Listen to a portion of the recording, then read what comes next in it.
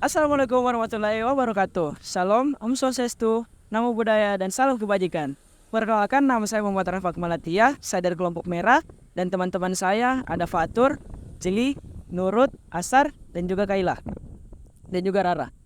Sekarang saya sedang berada di Benteng Rotterdam, tepatnya di Jalan Ujung Pandang, dan keberadaan kami di sini, kami akan melakukan wawancara terhadap tempat prasejarah yang ada di Makassar. Oke, sekian. See you. Oke, sekarang saya sudah berada di Museum Lagalegok dan sekarang saya sedang bersama dengan Om Siregar sebagai apa Om di sini? Ya, tour guide. Sebagai tour guide di sini ya. Ya, Oke, jadi pertanyaan saya yang pertama itu mungkin ada biaya ya untuk masuk ke sini atau di benteng? oke. Baik. Kalau setiap pengunjung datang dari luar, dia kemudian menggapai langsung pintu gerbang melewati pos, kita harus registrasi nama dulu setiap pengunjung di pos. Tapi tidak dipungut bayaran ya.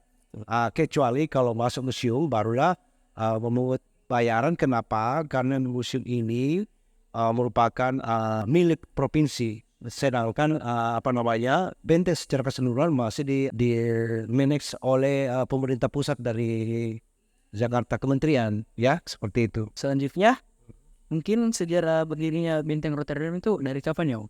Ya, kalau berbicara soal berdirinya benteng ini ya, sudah ratusan tahun masa lampau, tepatnya pada tahun 1545. Ya, 1545 atau 1545 dibangun oleh raja dari Goa, yaitu Raja Goa ke-9 dan ke-10.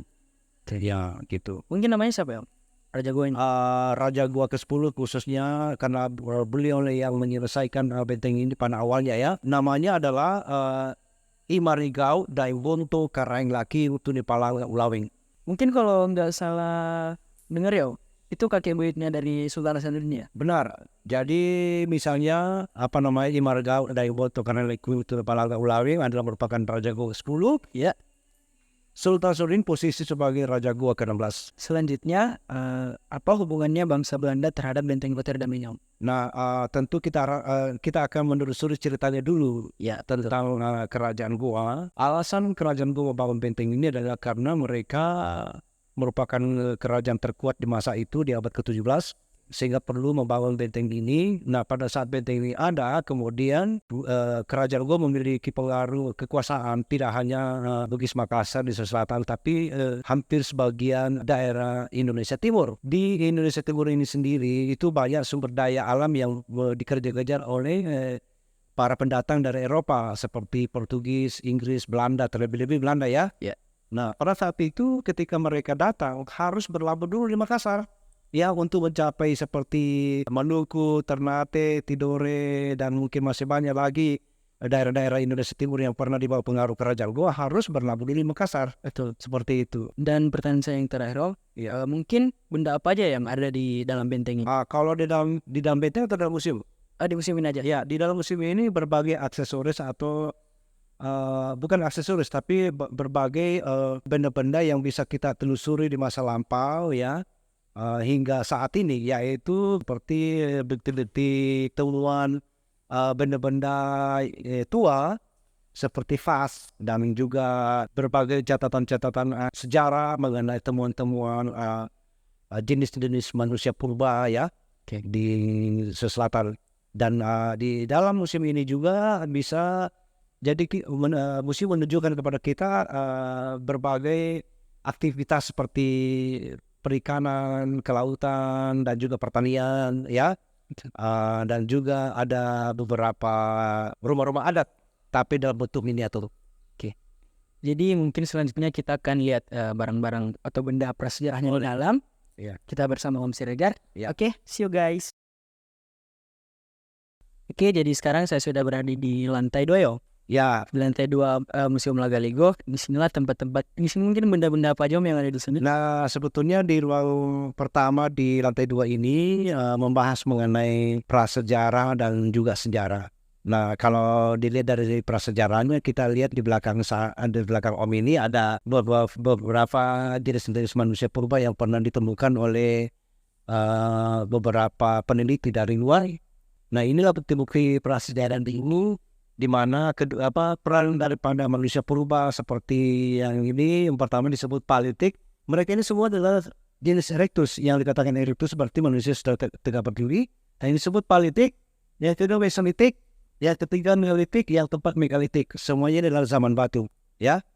Ini tentang catatan daripada keberadaan daripada kerajaan tertua yang ada di selatan, terutama kerajaan Luwu dari Palopo. Nah, kerajaan inilah yang pertama didatangi Islam dulu atau dijumpai Islam tahun 1603.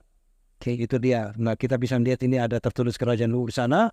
Tetapi yang di atas ini bukan tulisan Arab ya, ini adalah tulisan lontar Arab, tapi dibikin seperti style Arab ya, karena ini adalah pengaruh daripada cerita nuansa Islam. Ini gambar singa maksudnya apa ya? Ya, apa bedanya dengan kita yang sekarang punya simbol daripada burung Garuda, Pancasila? Oh iya. Seperti juga dan mereka dulu ya, seperti itu. Ini simbol dari kerajaan Luwu ya? Ya, ini merupakan foto atau gambar daripada Masjid tertua ya? masjid tertua yang ada di selatan. Sebetulnya banyak masjid tertua di selatan ini. Yang diperlihatkan oleh pemerintah itu setidaknya ada 2 ya.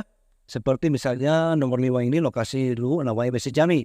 Sedangkan nomor 4 ini dekat dari kota Makassar, tapi di luar dari kota Makassar yaitu Masjid Ketangkap. Ya, di bawah pengaruh tokoh besar yaitu Syekh Yusuf. Tadi ini kalau tadi kita berbicara soal gereja masjid tertua, ada juga gereja tertua di Makassar nih. Ini desain Belanda tapi sebetulnya ini adalah Katolik ya. Nah, kalau Katolik itu sebetulnya pengaruh dari Portugis. Ini benda-bendanya asli ya? Nah, benda ini ya, kalau ini asli ya, asli. Oke, kalau ini kan sudah reproduksi semua ini. Nah, ini hanya miniatur ini. Kalau asli yang sesungguhnya kan besar. Oke. Ini kan ada miniatur. Nah, ini kadang-kadang kita salah kaprah menyebut namanya orang bilang samurai. Padahal kata samurai itu nama prajurit daripada yang Jepang itu. Nah, sedangkan ini bendanya bernama katana ya. Kalau yang ini adalah paling tidak ada 2 karya tangan kita dari setiap suku. Misalnya Bugis Makassar memproduksi kain itu yang bahannya dari sutra. Oke. Sedangkan kalau Toraja dan Mamasa bahkan Mandan secara umumnya itu memproduksi cotton. Kalau yang ini jenis rumah adat yang dimiliki oleh suku Makassar. Jadi untuk membedakan mana rumah Bugis, mana rumah Makassar, setidaknya kita melihat dari segi tangganya. Kalau posisinya dari depan menghadap ke rumah berarti itu Makassar. Gitu ya.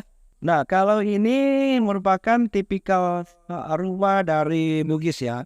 Seperti tadi katakan, kalau Makassar kan dari depan tangganya, kalau ini kan dari samping nih. Ya, seperti itu. Di situ kita bisa membedakan antara Bugis dan Makassar. Karena berhubung pada dasarnya mereka hampir memiliki persamaan yang sama tentang tradisi ya.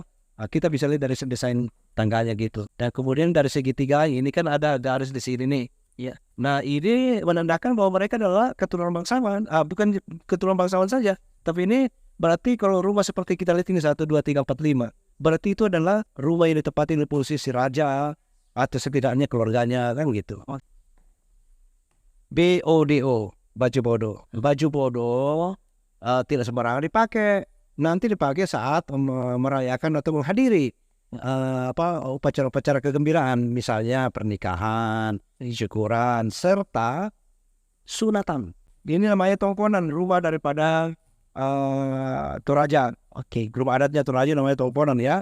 Setiap rumah yang ada di dinding ini diletakkan ukiran-ukiran. Nah, ukiran itu tidak sembarangan. Ukiran itu memiliki mana? Apakah sebagai nasihat, apakah sebagai komunikasi, apakah sebagai pembelajaran dan sebagainya. Ya, itu ukiran-ukiran di sana. Karena pada asalnya orang Toraja tidak sama dengan Bugis Makassar, di mana Bugis Makassar itu memiliki aksara seperti huruf gitu, ya, seperti itu. Ini namanya lambing kalau bahasa daerah ya, tapi pelaminan bahasa biasanya ya. Oke. Nah, pelaminan ini akan diduduki pengantin secara lisan lantai.